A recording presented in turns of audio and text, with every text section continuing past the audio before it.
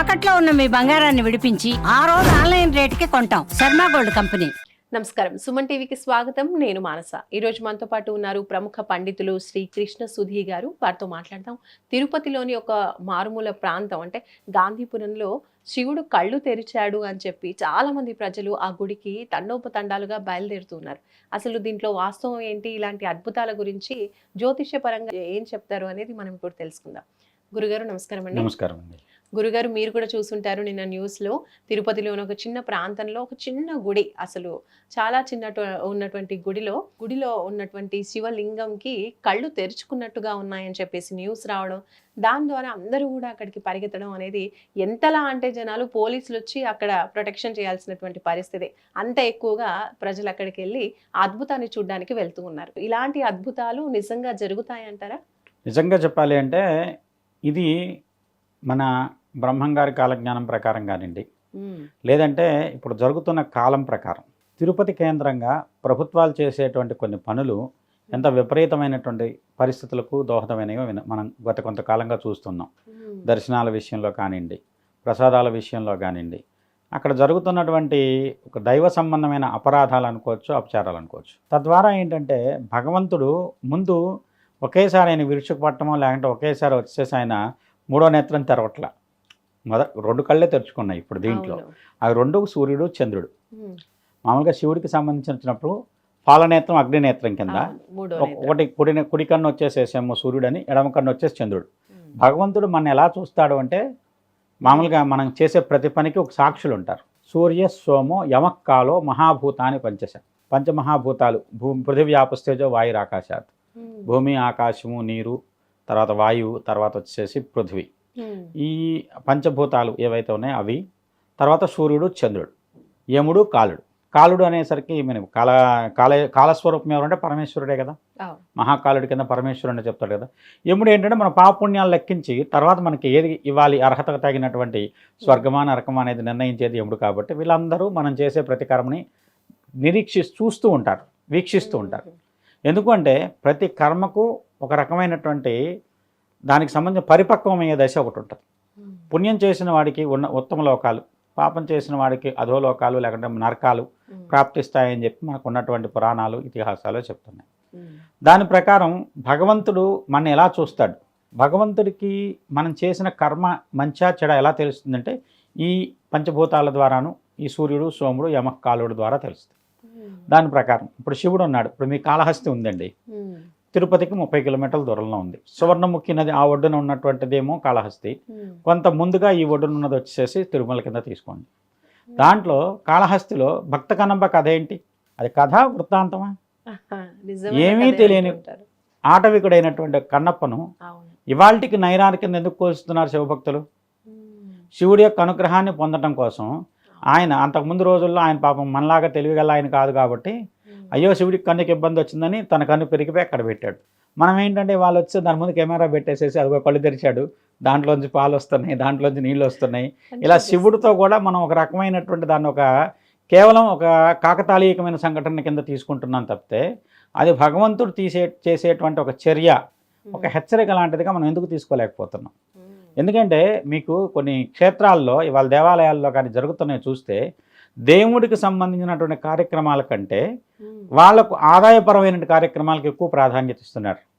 మీరు ఏ దేవాలయానికి వెళ్ళైనా చూడండి, మనకు పురాణాలన్నీ తిరగవేయండి, అన్నిట్లోనూ దైవానికి శక్తి ఏంటంటే మనం చేసేటువంటి యజ్ఞంలో ఇచ్చేటువంటి అవిర్భాగాలే దైవానికి శక్తి. ఏ దేవాలయంలో నిత్యం అగ్నిహోత్రం నడుస్తుంది చెప్పండి?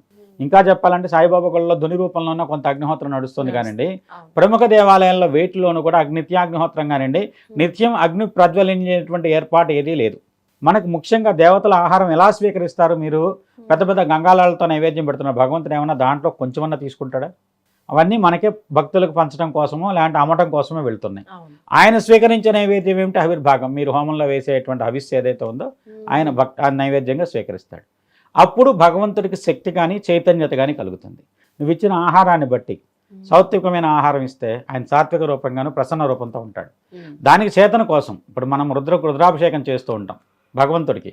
ఆ రుద్రాభిషేకం చేసేటువంటి పరిస్థితుల్లో రుద్రుడు ఏంటంటే ఆయన యొక్క శాంత స్వరూపంగా ఇంకా శాంతం ఇంకా బోధాయనోక్త ప్రకారం నీళ్ళు పోస్తున్నాం, దాన్ని ఆయనకు శాంతపరుస్తున్నాం.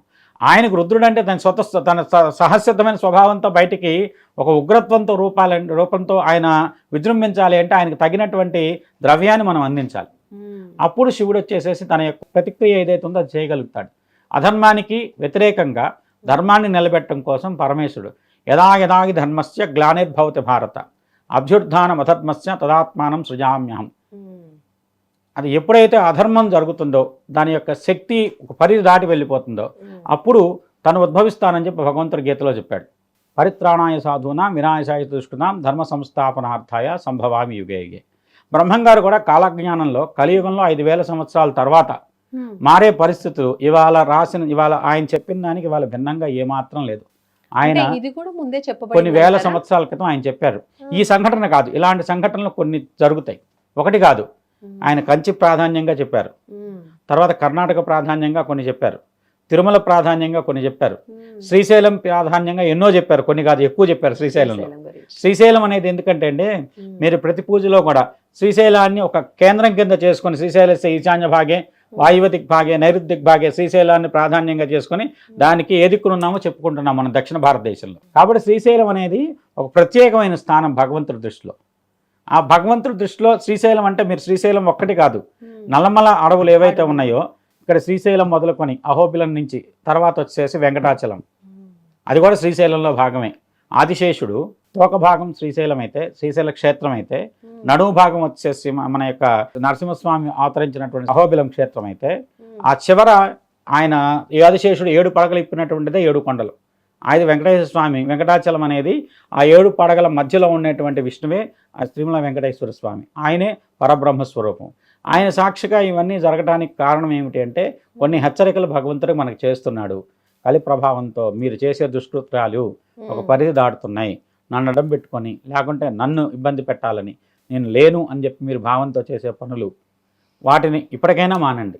అవన్నీ చూస్తున్నాను, నేను సాక్షిగా నేను చూస్తున్నాను. ఎందుకంటే భగవంతుడు చూడకుండా ఉన్నాడు, ప్రతి కర్మని చూస్తుంటాడు. మొదటి దెబ్బకి త్రిశూలం పట్టుకుంటాం, లేదంటే 3వ నేత్రము తెరిచాడు అనుకోండి, మనం ఎవరో అందరం మిగలం, అందరం భస్మం అవుతాం. కానీ ఇక్కడ ఏంటంటే ఆయన హెచ్చరిక చేసేది మనం ధర్మ ప్రకారం నడిస్తే, ఎందుకంటే ఎవరైతే ధర్మం ప్రకారం నడుస్తారో వాళ్ళందరూ కూడా కాపాడబడతారని కాలజ్ఞానంలో బ్రహ్మంగారు కూడా చెప్పారు. దీని ప్రకారం ఏంటంటే కాలజ్ఞానం ఆ ప్రాంతానికి సంబంధించింది అవడంతో ఎక్కువ సందర్భాల్లో ఆ క్షేత్రాన్ని ప్రస్తావించడం జరిగింది.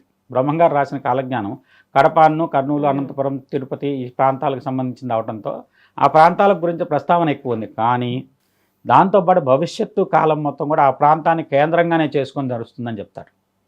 ఎందుకంటే తిరుమల కొండల నుంచి ఒక 100 కిలోమీటర్స్ రేడియస్లో ఉన్నటువంటి ప్రాంతం మొత్తం కూడా భవిష్యత్తుకు పరిపాలనకు కేంద్రమయ్యే ప్రాంతం కింద చెప్పబడుతుంది. దాని ప్రకారం దానివల్ల ఏంటి అక్కడ కొన్ని మార్పులు రావడం ఆవశ్యకం. ఎందుకంటే గత కొంతకాలంగా మీరు తిరుమలలో చూడండి, పైన కూడా వ్యాపారమే జరుగుతుంది. పూజలు పునస్కారాలు వీటికంటే కూడా ప్రసాదాల దగ్గర నుంచి ప్రతిదీ వ్యాపారమే జరుగుతుంది. భగవంతుడికి ఆదాయం సమకూర్చుమిదే ఆయన భార్య అయినప్పుడు వీళ్ళ ఆదాయం ఇవ్వాలి ఆయనకి. ఇదంతా ఏంటంటే ఒక మాయ, ఆయన సృష్టించాడు, అది పరిధి దాటి వెళ్ళింది, అక్కడతో దాన్ని ఆపుతాడు ఆయన. దాని ప్రకారం ఆలోచించి ఇప్పుడు శివుడు ఈ రూపంలో ఒక హెచ్చరికలు లాంటిది మనకు చేశాడు అనుకోవచ్చు. ఆ హెచ్చరికల్ని మనం వచ్చేసేసి సరిగ్గా తీసుకున్నట్లయితే కొన్ని ప్రభుత్వాలు కూడా కొన్ని మార్పులు చేయాలి వాళ్ళ యొక్క ప్రణాళికల్లో. చేయకపోతే మీకు తీవ్రమైనటువంటి భగవంతుడి ద్వారా కొన్ని చర్యలకు గురి కావచ్చు. దానికి ఒక సూచన కింద దీన్ని మనం తీసుకోవచ్చు అని చెప్పచ్చు. ధన్యవాదాలు గురుగారు. తిరుపతిలో శివలింగం కళ్ళు తెరుచుకుంది అని మనం చూస్తూ ఉన్నాం. అయితే అది అద్భుతమే అయినప్పటికీ కూడా అది ఒక సంకేతంగా మనం భావించి అందరూ కూడా జాగ్రత్తగా ఉండాలి అని చెప్పేసి గురుగారు తెలియజేస్తూ ఉన్నారు. చూస్తూనే ఉండండి సుమన్ టీవీ. నమస్తే.